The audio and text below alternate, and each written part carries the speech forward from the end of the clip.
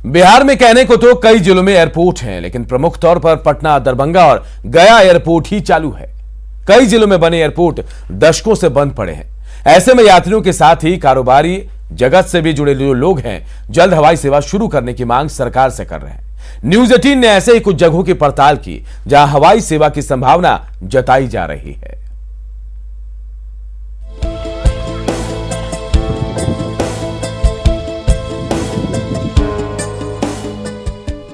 भागलपुर बिहार के सबसे पुराने जिलों में से एक है, लेकिन इस शहर में हवाई सेवा की सुविधा नहीं है। ऐसे में स्थानीय लोगों से लेकर जनप्रतिनिधि भी एयर सर्विस की मांग लंबे समय से करते आ रहे हैं। 1969 से 1971 के बीच यहाँ के रनवे पर छोटे प्राइवेट विमान की सेवा जरूर शुरू की गई थी, लेकिन उसके बाद से आज तक ये मामला अटका पड़ा है। हाँ, विधानसभा या फिर लोकसभा चुनाव के दौरान मुद्दा जरूर उठता रहा है, लेकिन हवाई यात्रा शुरू नहीं हो पाई है। बिल्कुल, एयरपोर्ट होगी तो बहुत सुविधा होगी, क्योंकि हमारा ट्रैवलिंग टाइम बचेगा। और ट्रेन भी यहाँ पे ऐसे नहीं कि बहुत ज़्यादा है। एक विक्रमशिला है, ये भी होती है कि अभी ठंड के मौसम में कैंसिल हो जाती है। मेरी ट्रेन टिकट इसी में थी, बट ये कैंसिल हो गई, फिर मेरे को दूसरी ट्रेन करनी पड़ी, किसी और रूट से आना पड़ा। ये सारी चीज़ें, बहुत सारी प्रॉब्लम्स है ऐसी तो। और ये अगर हो जाता है तो निश्चित रूप से भागलपुर और आसपास के क्षेत्रों में व्यापार बढ़ेगा। बाहर से शिक्षक, उच्चतर शिक्षक यहाँ पर आएंगे शिक्षा देने के लिए। भागलपुर के स्थानीय विधायक अजीत शर्मा ने केंद्र और राज्य सरकारों से हवाई सेवा शुरू करने की मांग की है, तो वहीं प्रदेश के उद्योग मंत्री सैयद शाहनवाज हुसैन ने भी अपने हाल के दौरे में ये आश्वासन दिया है कि भागलपुर की पुरानी मांग जल्द पूरी होगी। इसका वे प्रयास करेंगे। और मैंने जो विधानसभा में बताया, गौराडी में 500 एकड़ जमीन है, आप उसको एक्वायर करिए और इंटरनेशनल एयरपोर्ट बनाइए। अगर आप एयरपोर्ट बनाइएगा, सिल्क उद्योग भी पूरे विश्व में रोशन करेगा, यहाँ पे रोजगार होगा। और एग्रो बेस्ड इंडस्ट्री, क्योंकि यहाँ धान, कतरनी चावल एक्सपोर्ट होता है, मक्के, गेहूं, लीची, आम, दलहन की खेती, सब चीज यहाँ पे। केला, देखिए केला से बहुत बड़ा एग्रो बेस्ड इंडस्ट्री बन सकता है। जब तक हवाई सेवा नहीं होगा, एग्रो बेस्ड इंडस्ट्री नहीं लगेगा, युवकों को रोजगार नहीं मिलेगा। भागलपुर में जो भागलपुर के लोगों की मांग है, उन सब जायज मांगों को पूरा किया जाएगा और भागलपुर आना आसान हो, इसका भी प्रयास किया जाएगा। बात गोपालगंज जिले की करें तो यहाँ सबैया हवाई अड्डे का नाम तक लोग भूलते जा रहे हैं। अंग्रेजी शासनकाल में बना ये हवाई अड्डा गोपालगंज के लिए किसी तोहफे से कम नहीं था, लेकिन 576 एकड़ की जमीन पर बना ये एयरपोर्ट आज अपनी बदहाली पर आंसू बहा रहा है। हथुआ प्रखंड स्थित इस हवाई अड्डे पर हर तरफ अतिक्रमण है। यहाँ की हवाई पट्टी भी टूट रही है। जिले में बड़ी संख्या में लोग खाड़ी देशों के साथ ही कई राज्यों में रोजगार के लिए जाते हैं। जिले में सबसे ज्यादा विदेशी मुद्रा भी आता है। ऐसे में एयर सर्विस शुरू करने की मांग लगातार उठती रही है। यहाँ के युवाओं को दिल्ली, मुंबई उड़ान फ्लाइट पकड़ने के लिए नहीं जाना पड़ेगा और रोजगार के कोई अवसर भी पैदा होंगे। आसपास का इलाका विकसित होगा, लोगों को अपना स्वरोजगार करने का अवसर मिलेगा।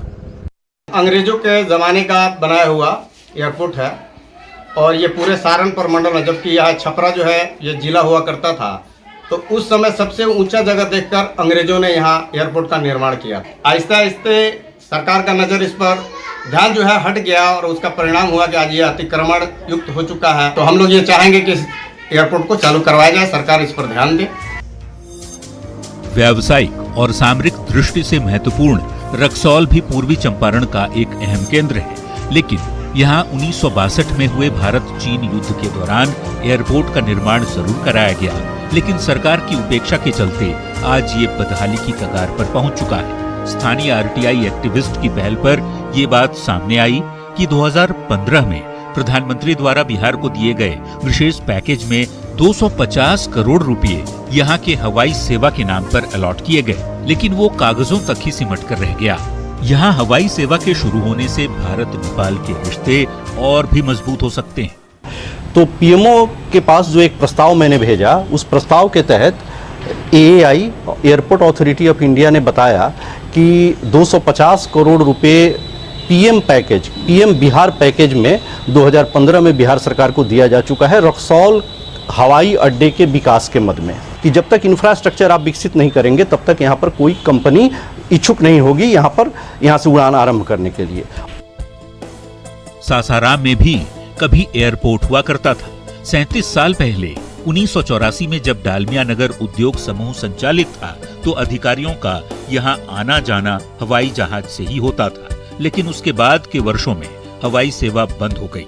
यहाँ की हवाई पट्टी का इस्तेमाल तो नेताओं के दौरे के लिए ही किया जाता है। रोहतास जिले के सासाराम और डेहरी के बीच स्थित इस सुअरा हवाई अड्डे की जमीन बियाडा के अधीन कर दी गई है। स्थानीय लोगों की माने तो सासाराम में हवाई सेवा शुरू होने से उत्तर प्रदेश और झारखंड के सीमावर्ती इलाके के लोगों को भी इसका फायदा मिलेगा। तो लोगों की रुचि, लोगों की पसंद को देखते हुए और लोगों की खर्च की प्रवृत्ति को देखते हुए ये कहीं ना कहीं लग रहा है कि लोग अब जो है चाहते हैं कि हर जगह जो है छोटी छोटी जगह पर भी इस तरह की सुविधाएं हमें उपलब्ध हो। मतलब ये कि ऐसे ही कुछ हवाई अड्डों को चालू करना सरकार की प्राथमिकता में शुमार होना चाहिए, लेकिन ऐसा नहीं हो पा रहा। केंद्र सरकार हालांकि रीजनल कनेक्टिविटी पर लगातार काम कर रही है।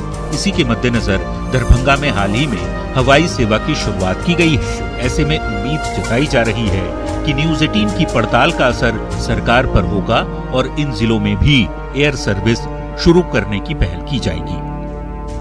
न्यूज 18 के लिए भागलपुर से आशीष, गोपालगंज से मुकेश, रक्सौल से अशोक और सासाराम से अजित कुमार की रिपोर्ट। तो देखिए, इसके अलावा बिहार के कई और ऐसे जिले हैं जहां